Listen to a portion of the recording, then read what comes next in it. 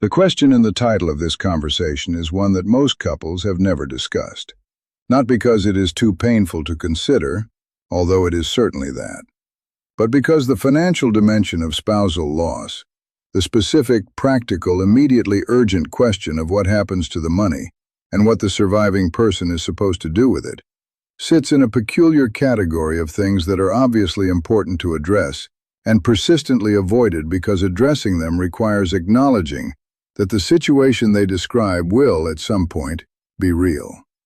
And so it goes unaddressed. And the result, when loss arrives, as it does for one person in every marriage, is that the survivor finds themselves inside the most emotionally devastating experience of adult life, while simultaneously facing a series of financial decisions they were never prepared to make, with a speed and a consequence they did not expect, and with a competence deficit in exactly the areas where their spouse had always been the one who handled things.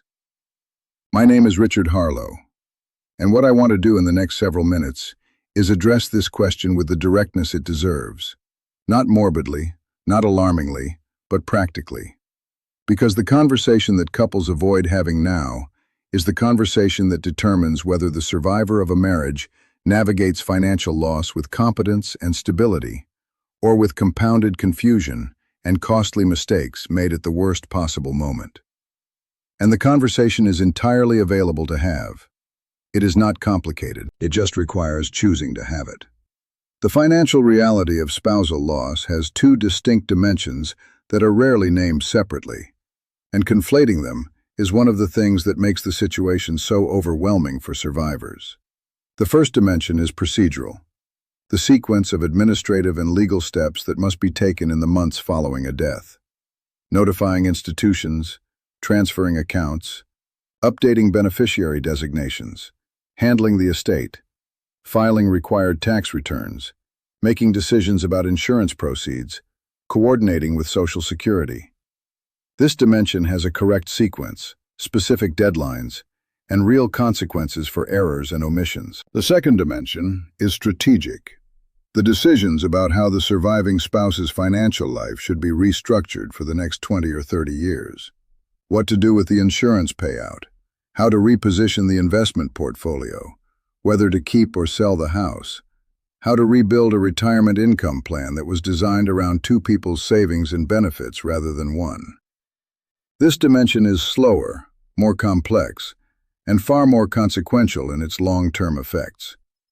Confusing the urgency of the first for the urgency of the second, making irreversible long-term financial decisions in the first weeks and months after a death, before the emotional processing has occurred and before the full financial picture is understood, is one of the most common and most costly mistakes that bereaved spouses make.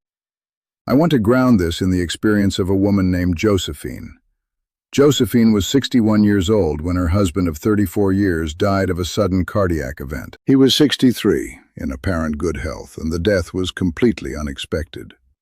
Josephine was a retired English teacher, intelligent, articulate, deeply organized in her personal life, and yet she described the first 6 months after her husband's death as a period in which she felt genuinely incapable of understanding the financial situation she was now responsible for managing. Not because she was unintelligent, but because her husband had handled everything of financial substance throughout their marriage. She had known, in the broadest terms, that they had retirement accounts and investments and insurance. She did not know where those accounts were held, what they contained, what decisions were required of her, or who could legitimately advise her. She did not know which decisions needed to be made immediately and which could wait. She did not know whether the financial professionals who called her in the weeks after her husband's death, and there were several, were serving her interests or their own. What Josephine experienced is what I would describe as financial opacity inside a marriage, a condition in which one spouse has operational knowledge of the family's complete financial picture, and the other has general awareness without specific knowledge. This is not unusual. In the majority of marriages I've observed over 4 decades, there is a meaningful division between the spouse who manages the financial details and the spouse who trusts that they are being managed. This division is not irresponsible on either side. It reflects the ordinary efficiency of complementary roles in a long partnership. The problem is not its existence during the marriage. The problem is that it leaves one spouse entirely unprepared for a role they will inevitably have to fill alone, with no transition period, no training, and no institutional memory to draw on, except the one the departed spouse carried. The preparation for this moment does not require the less financially engaged spouse to become financially expert. It requires something more achievable and more immediately useful.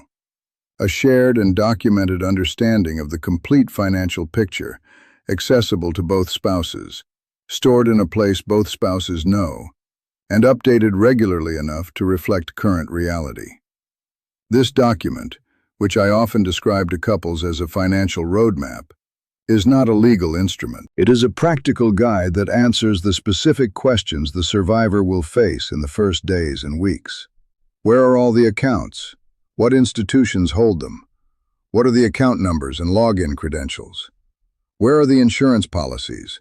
And who is the contact person at each? Where is the will? Who is the attorney?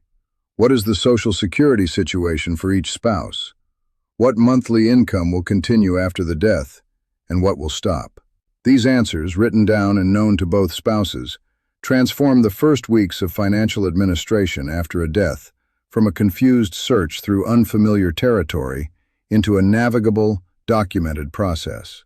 Josephine spent 4 months piecing together information that her husband had carried in his head and in files she could not initially locate. During those 4 months, she made 2 financial decisions that, in retrospect, she would not have made with more time and better information. She accepted an insurance settlement structure that provided less long-term security than an alternative structure she did not know existed.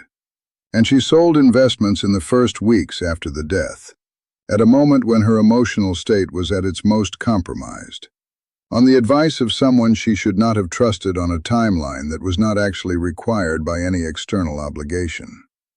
Neither mistake was catastrophic.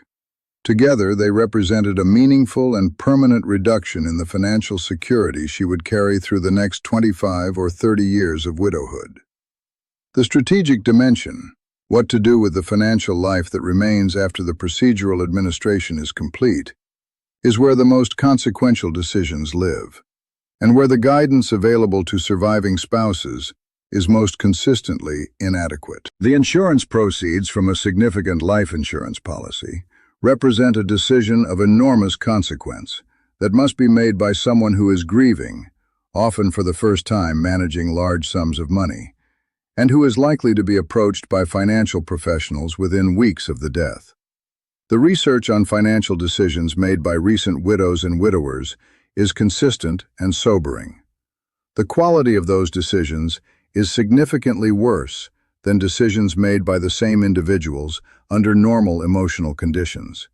And the errors tend to be systematically in one direction, taking on products with higher fees, accepting lower quality terms, and making changes that serve the interest of the person recommending them more than the person accepting them.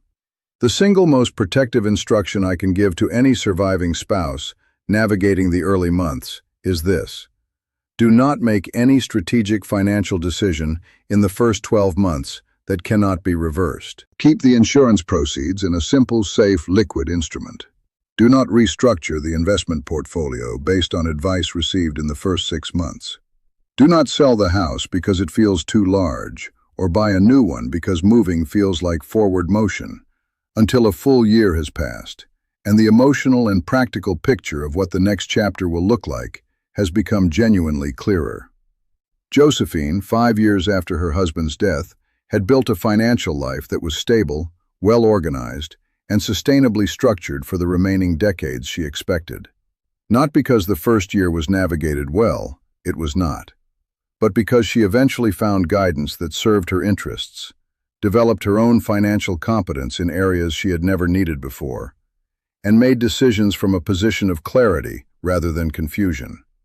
She told me at one of our meetings that the thing she wished she had done differently was not in the financial domain at all. It was the conversation she and her husband had never had.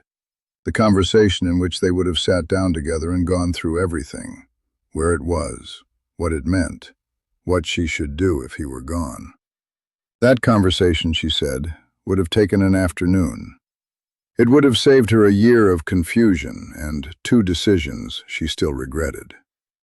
The specific action I want you to take, not this weekend, today before you go to bed, is to write down the answer to one question.